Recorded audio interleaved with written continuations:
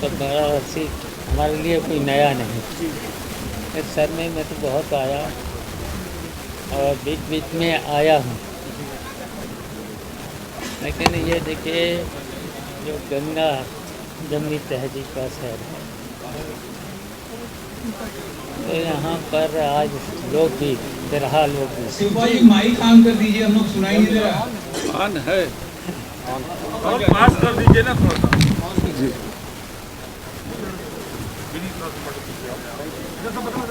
जो बिरहा लोग भी,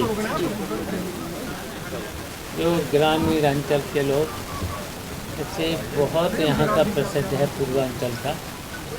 वो कार्यक्रम चल रहा है, कई दिनों से चल रहा है। आज हम उसी में आए हैं, उसी में अभी जाएंगे। और देखिए ये बनारस में यहाँ पर जो संगीत और तहजीब का शहर है, और यहाँ बहुत से विद्वान भी हुए। यहाँ की जो धुन है पूरे विश्व में जानी जाती है। तो इस शहर में जो भोजपुरी भाषा में जो यहाँ पर बिरहा लोकगीत होता है, तो वो भी बहुत ऐतिहासिक है।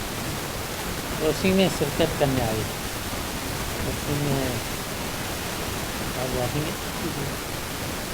आपने तहजीब की बात की है और उत्तर प्रदेश की बात कर लें तो मौजूदा समय में उनका भी क्या लगता है आपको कि क्या वो तहजीब और वो संस्कृति उसकी बातें जो हो रही है वो जगह अभी देखने को मिल रही है या कुछ अच्छे देखते हैं? देखिए इसमें देख रहे जो शासन है, शासन प्रशासन, वो ठीक से काम नहीं कर रहा।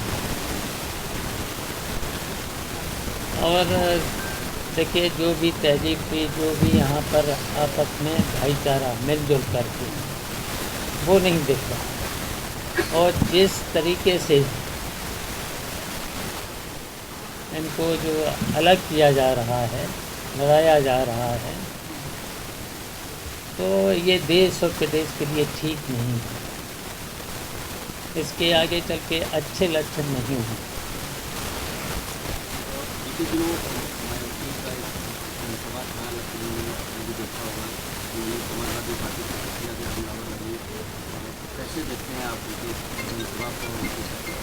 देखिए वो तो भारतीय जनता पार्टी के इशारे पर चल रही हैं, सबको पता है, सबको जानकारी है,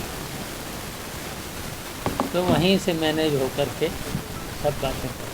पीडीए को लेकर के उन्होंने कहा है कि आप लोग पीडीए की बात कर रहे हैं, जब सरकार में थे तो आप लोगों की पीडीए की याद नहीं आई, इस तरीके का भी।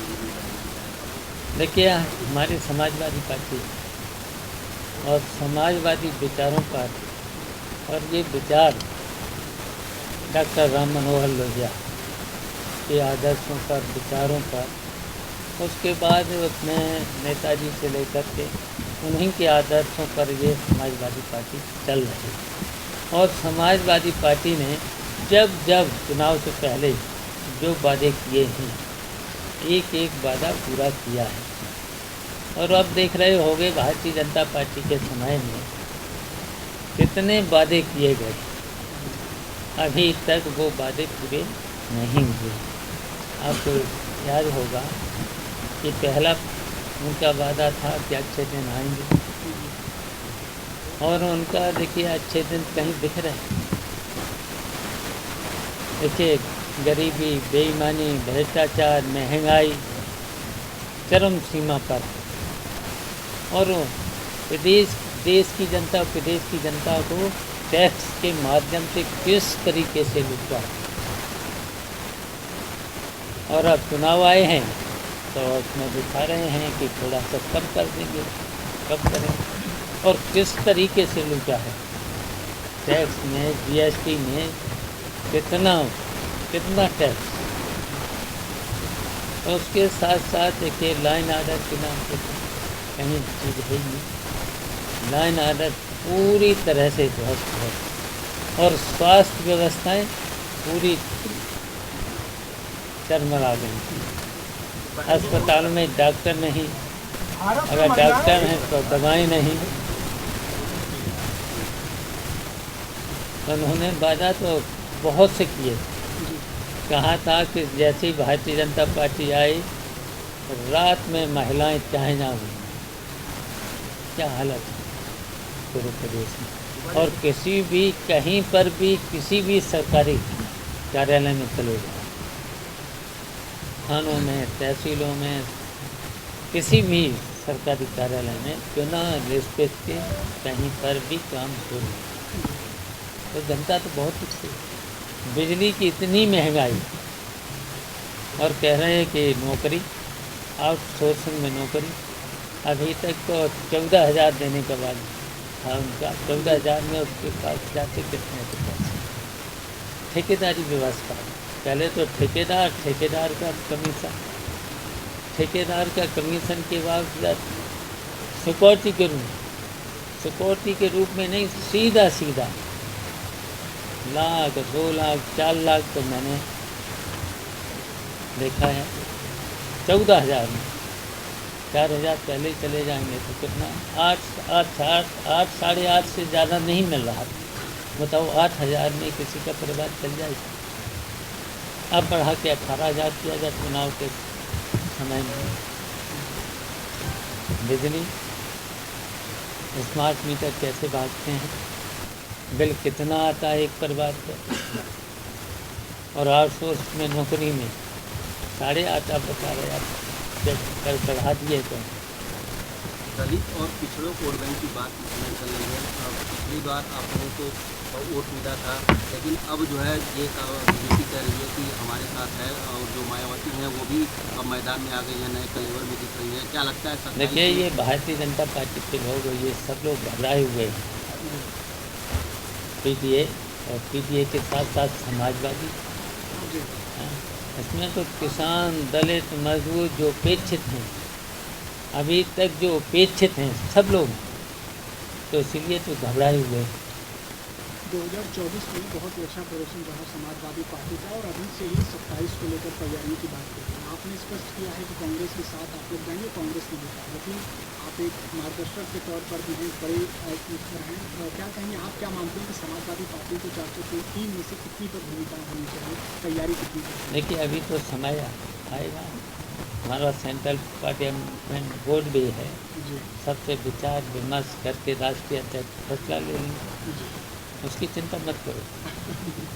हाँ, फैसला आजम खान साहब के आने के बाद से क्या लगता है कि सत्ता को मजबूती मिलेगी?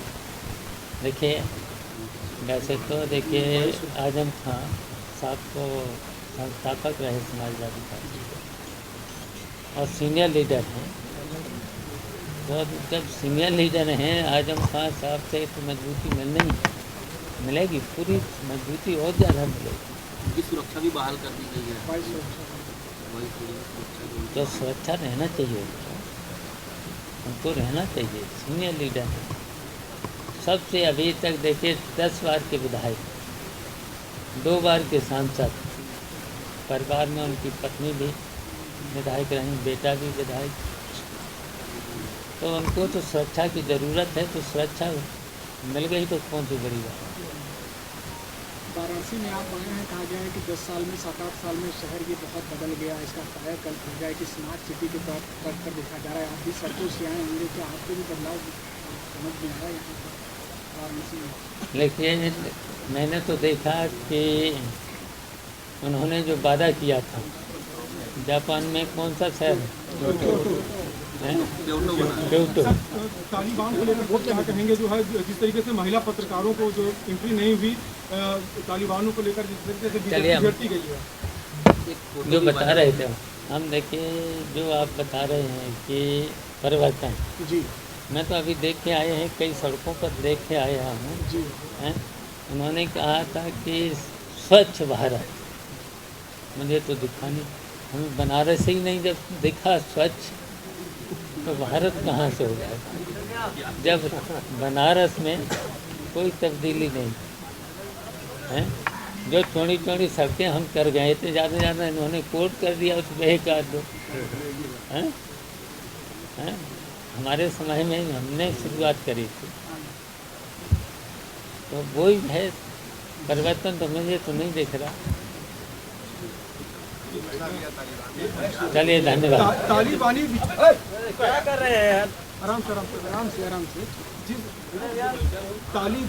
तालिबान करके काफ़ी मुद्दे बनाए थी बीजेपी, और इसके साथ साथ जब यहाँ पे एंट्री होती है वहाँ के विदेश मंत्री, उसके साथ साथ महिला पत्रकारों को एंट्री नहीं की दी गई, क्या कहेंगे? एक फोटो भी वायरल हो रही तो है। भारतीय जनता विदेश पार्टी मंत्री से उम्मीद क्या है? उम्मीद क्या है? अगर हम लोगों की अगर फोटो, हम लोगों की बात अगर कह दोगे तो आपको भी नहीं घुटने दिया जाएगा। तो सवेरे से शाम तक है, तो आप देख ही रहे होंगे हैं? और देश प्रदेश में और कोई काम बात ही नहीं विकास के लिए। और विकास कहाँ दिख रहा? जब बनारस में मुझे नहीं दिख रहा है तो पूरे उत्तर प्रदेश में कहीं पर नहीं। कुछ ही महीने बाद अभी बिहार में भी चुनाव है, इंडिया गठबंधन एनडीए एक तरफ है, क्या लगता है बिहार में क्या होने वाला है? बिहार की जनता क्या सोच रही है? देखिए, बिहार में अब बेईमानी की तो पोल खुल गई, वोट चोरी की। और बिहार में तेजस्वी की सरकार बनेगी, इंडिया गठबंधन की सरकार बनेगी और भारतीय जनता पार्टी हटेगी। यहीं से शुरुआत हो जाएगी, बंगाल में हटेगी, फिर जहाँ जहाँ चुनाव होंगे भारतीय जनता पार्टी हटेगी। उसके बाद उत्तर प्रदेश का नंबर आएगा। उत्तर प्रदेश से भी हम सब लोग, समाजवादी पार्टी के लोग और पीटीए के लोग, जितने भी दलित पीड़ित किसान से लेकर के, अब आज ही देख लो किसानों को क्या उनकी फसल का मूल्य मिल रहा है, धान की मिल रहा है, गन्ने का मिल रहा है, आलू का मिल रहा है।